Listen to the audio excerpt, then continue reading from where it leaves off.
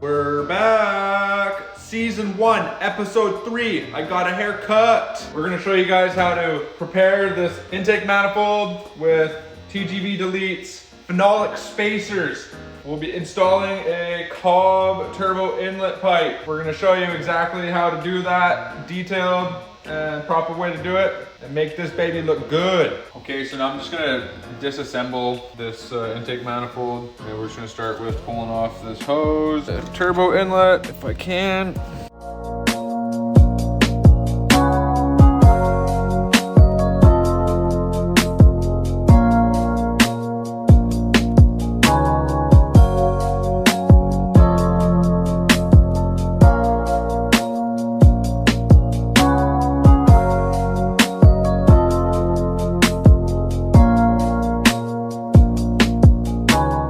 Yeah, try and replace this in the vehicle. I give that person prop. No thanks. Look at this stupid looking thing.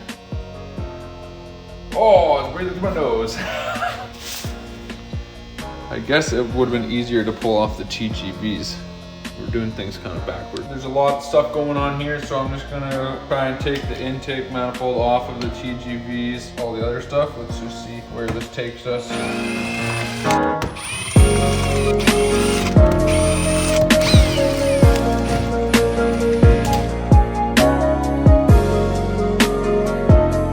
12mm, and just underneath the TGV motor,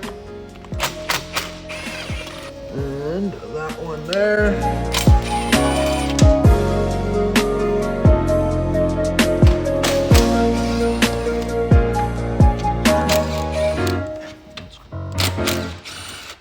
Also has 3. Let's see. Harness connector. So we just pulled off the fuel injector covers or shields, undid all of our bolts that hold our intake manifold onto our TGVs, and then there's one more I couldn't access because of the shield. Alright, so it looks like we should just undo the guide mounts for our fuel lines and our wiring harness. 12mm bolts. 2 12mm bolts hold on your wiring harness, and then there's just 2 10mm bolts that hold your fuel lines on. You get a lot of mismatched parts here, but good to remember where they go. Put these back over. Deja vu, I've done this before. Not. So there's actually 3 12mm bolts that hold your wiring harness onto the intake manifold. Another one of those push clips that you can pinch the back side. All right, so these lines somewhat separate for some reason, but not. There's the intake manifold. Still has the bypass valve and throttle body on it. And there's your cluster of fuel lines and wiring harness.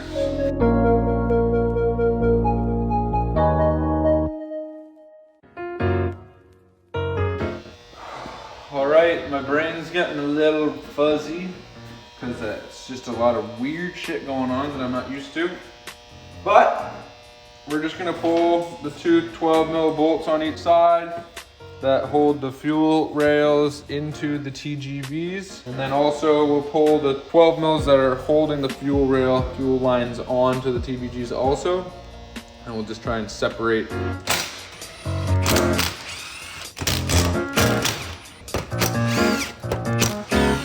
Okay, let's just see if it just pull right out of here.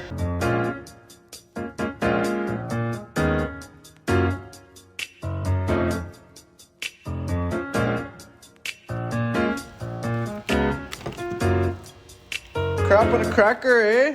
All right, so before you pull your fuel rails off, disconnect the fuel connectors, because then it's really a pain in the ass. Holy crap, man.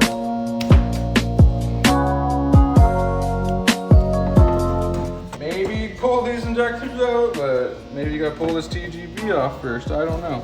Watch out you don't damage the O-rings, although we should be replacing them anyways.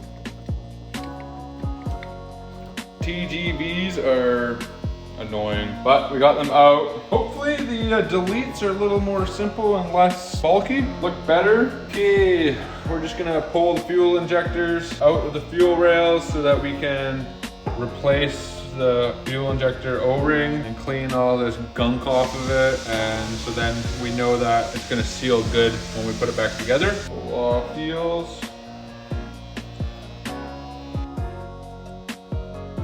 So just an O-ring and the seal where it sits in the TGV or the TGV delete. I'm gonna clean this injector with some electromotive.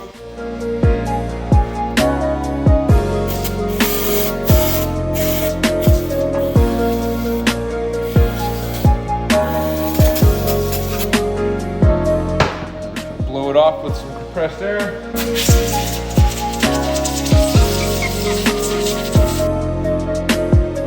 We're just gonna let that dry while we do the same to the other one. So I'm just gonna put some dielectric grease or synthetic dielectric grease on these O-rings.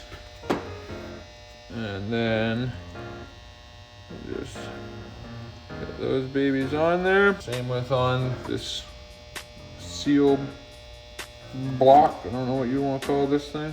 There's probably a special name for it. Just get that on there. Hopefully she works like a dream.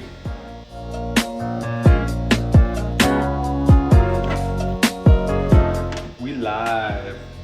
One side at a time. Ooh.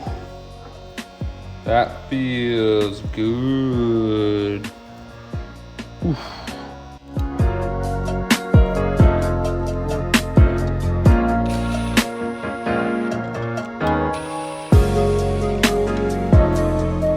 This side's easier because there's no giant engine harness hanging off of it.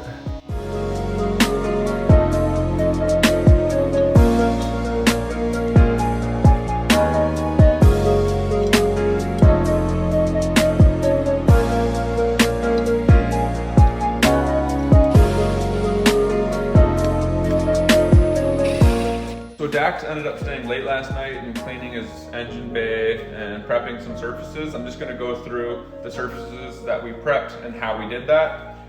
This is the intake manifold, and these are the surfaces that we prepped right here. We just take a razor blade and scratch perpendicular on the surface like this.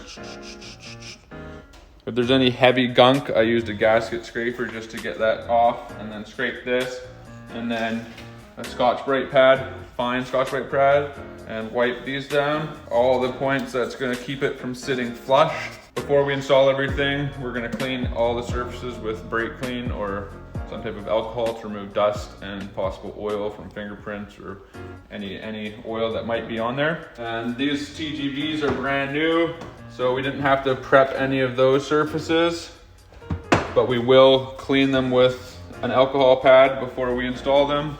And bring you over to the engine. She looks pretty clean now.